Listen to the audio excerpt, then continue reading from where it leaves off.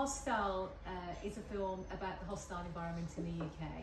It's a film that features 4 participants who tell their stories about the plight that they have regarding the hostile environment.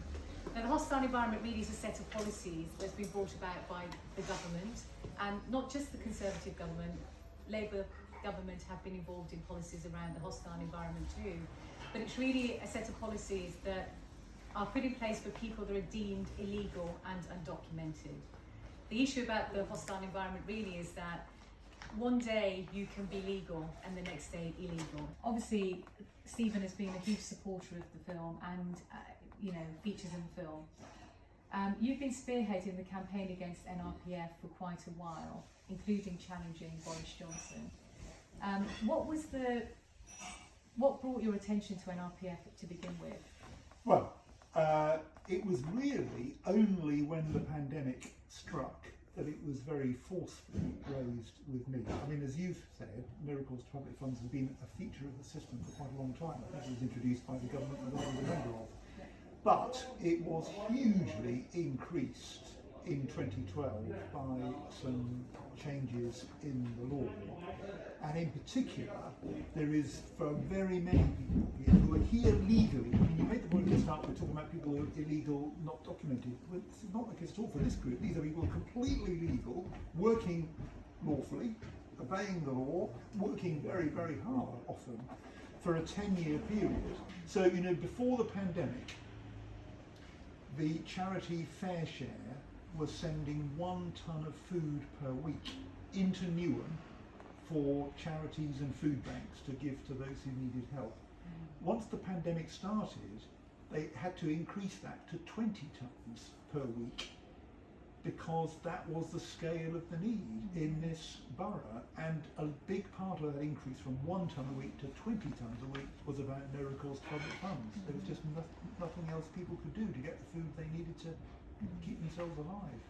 Yeah, like you say, the pandemic really did show cracks in our society, significant cracks in our society. And when people are left without work and they're having to rely on food banks and their children are not allowed to have free school meals, what do you do in a situation where you have no recourse to public funds? Well, now, of course, one thing that did happen early on in the pandemic was, thanks to Marcus Rashford, he forced the government to change the rules so that children in schools with no recourse to public funds could get free school meals. And that's been an absolute lifeline, particularly because he also forced them to carry on the help from free school meals during the school holidays. So that has meant a bit of a lifeline all the way through, thanks to that change. But if we carried on with the rules as they were at the start of the pandemic, that wouldn't have happened either. Absolutely. You talk about 2012 and that being a pivotal moment in the NRPF policy. And it was at that time that the hostile environment really did come to the forefront, and I believe it was under Theresa May, she was Home Secretary.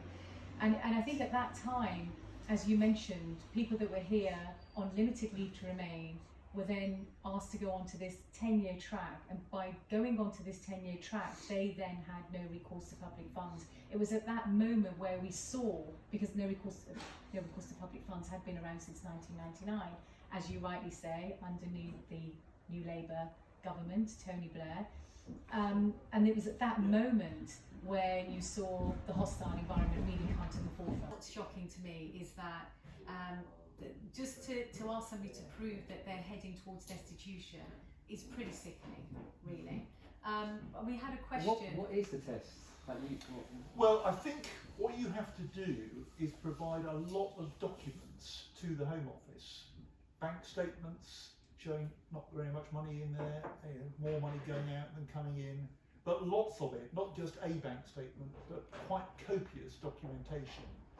Showing bank statements, having to reveal personal information to prove that you're heading towards destitution. That's also problematic, isn't it, Stephen? Because a lot of people don't want to reveal their financial status, their precarious status, for many reasons. The film will be a tool and a mechanism, and we hope with the film to go on the road into different communities that are suffering and struggling, and really into communities where people don't even know that this is happening.